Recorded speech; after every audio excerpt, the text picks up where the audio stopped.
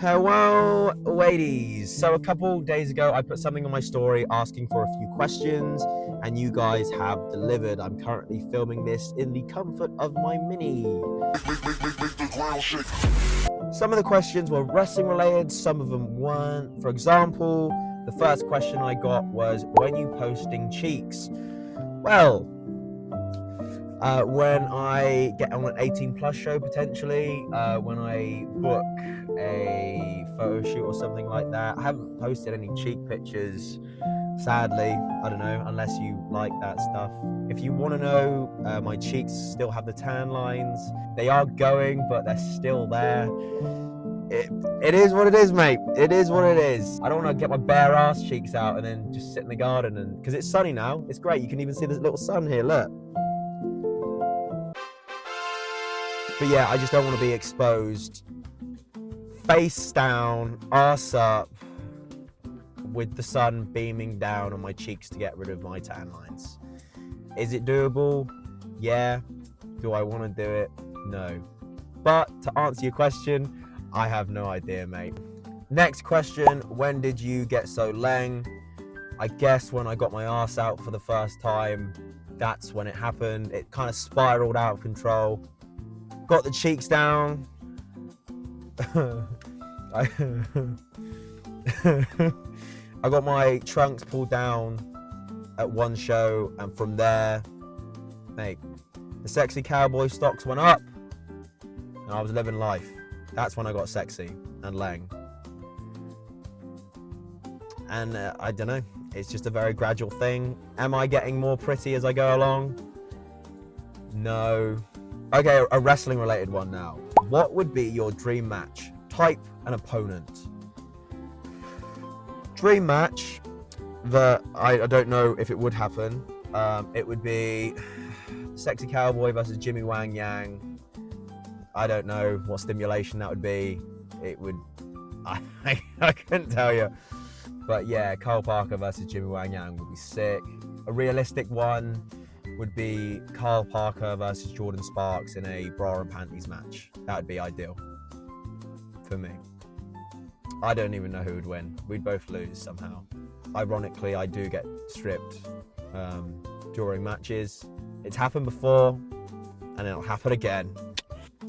Most memorable experience in wrestling, good or bad? I've been doing it for a little while. All my memories, in truth, have been good. I don't kind of look back on certain memories and kind of regret it, even if they are bad or not. I kind of look back and be like, oh, okay, we sort of learned from that. Good memories early on, and even now, like I'm doing like camp shows and stuff, and you get to hang out with the boys, and just overall, it's great. Just being on the camps is great, and if you haven't before, I'd recommend it, especially if you're in the UK. Get on the camps, they're so much fun, and it's proper quality time with the boys as well. You get to wrestle, chat, have a laugh, and put on a great show, and it's always so good. I think outside of that, most of my run in Australia was great. Again, like, if I'm honest, it's never about the wrestling with the memories. It's always about the connection with the people backstage and with the other wrestlers and everything like that. That sun is gleaming. I'm so sorry. Hang on, I might have to shift the camera in a minute. Hang on. Yeah! I'd say that's bad, right? That's bad. You can't, there's no gleamy. That's bad, isn't it? I'm sure. Yeah, sure, why not? Why not? It's bad.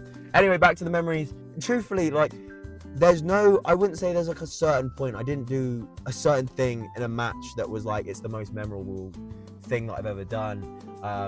The lap dances, I guess, come to mind. Like I said, it's not really in-ring stuff for me. It's more the backstage work, or like getting to a show and like catching up and laughing about certain stories that people have done and that sort of thing. The kind of the community around wrestling just makes the memories so much better. That's my answer. That's a great, mate. Carl, write that down. Not that you need to, but it's also just me in the car as well, so I'm just talking to myself. What was the real reason you bought the cow socks? Right, okay, so in the post where I posted like the question box thingamajiggy, I was wearing cow socks. Now, what was the reason behind me wearing the cow socks? Wow! Right. If you've been following me for a little bit, you know about Betsy. Betsy is the cow sock I put on my hand, right? We went through a little stage of posting videos with me, Jordan, and Toby, and a toothbrush, which sadly got a lot of traction, which I don't know how I feel about. It's funny, but at the same time, it's like, oh, cool, nice. Very nice. So my idea, whether we would have done it or not, was the boys would be chatting in the locker room. I'd walk in and be like, all right guys, who took all my clothes off? And I'd be wearing the cow socks and Betsy, right? I don't really want to go into details because we might actually do it. Essentially, I'm half naked like normal, and I'm just wearing Betsy and the cow socks. Whether this promo actually happens is another story. Who's the guy in the background of the photo? That's big old Toby, the man with the biggest dream wrestling entrance. Right, okay. I think over time, I've definitely thought about this. The horsey, sexy cow will be coming out with me. Maybe some sort of like spotlight, and then also like a load of cowgirls dancing. I'd be oiled up. That I didn't even have to say that because I normally am. You know, Randy Orton's little, you know, pyro behind him back in like 06, 07. Have that. Or maybe I come out clothed and then I strip off. Is that a good idea? Is it? I don't know.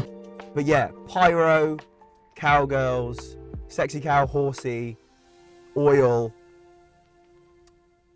tuxedo, and then I strip. And then I take it off. And then maybe I get into the middle of the ring and I'm like Kane. And then I put on a very mid-match. That sounds good to me.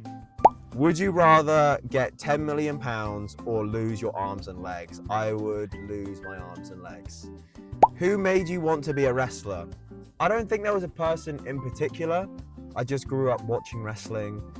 Triple H was my favorite. I remember, what do I remember? Not a lot, to be honest.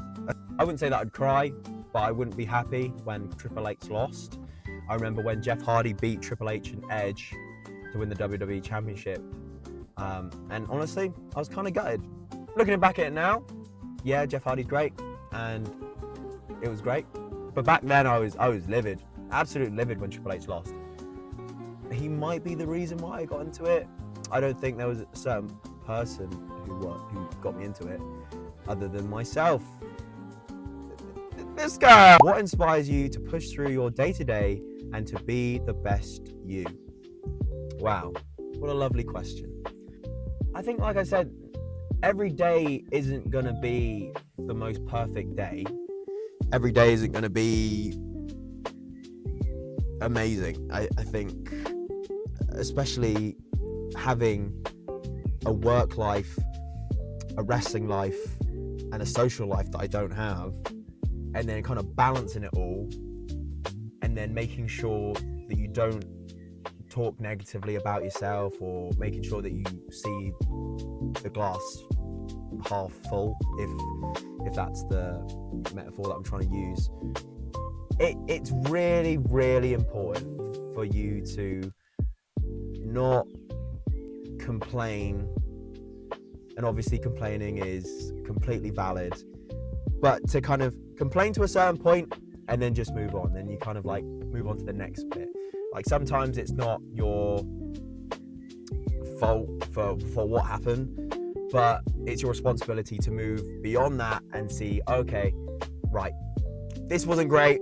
Let's see if we can fix it. Let's see if we can do something else. But I was very known to kind of burn myself out immediately. It would be, you know, you get up, you go gym, then you go work, and you go to training, you get back, and then you meal prep. And sometimes there was like another point where I had like 2 jobs, so I'd, oh man, do my night shift, get an hour's sleep, do my day shift, go gym, go sleep, get up, go wrestling training, go work. It was rough. It's all about finding that balance of what's best for you. Essentially, it's have a load of little small goals and small wins throughout the day, which will end up leading to a big win at the end of the day or week or whatever it might be. And going back to speaking nicely about yourself and celebrating the little wins, that in itself is so important. Like, I think like myself and like you probably watching this as well, you got to a point where you were burnt out or depressed or whatever it might be, and you're kind of stuck in this hole or rut. It is important for you to get out and get up, and just try. That's it. Hey, you fail, mate, that's fine. I fail all the time. I've been wrestling for I've been training for 8 years. I've kind of felt like a wrestler for 4. I always lose, let's be honest here. But I look back on it now and I'm like, mate, I'm the man. It's great. Despite, you know, any bad things that happened, I just kind of like move on with it, and that's all you can do. Can I move the camera back? Yeah! And would you look at that? We've gone full circle. We've gone from here to there, back to here. We've been recording for about 20 minutes now. 20 minutes. But yeah, no, thank you for the questions. Mate, we'll keep this up. We'll keep this up, mate. We'll keep this up. I had to write down all my questions on this note because I'm recording on my phone, but there we are. Do we do hair up, hair down next time? Yeah, I got my my hair dyed. Do you want to know more about my hair dye? Let me know. I don't.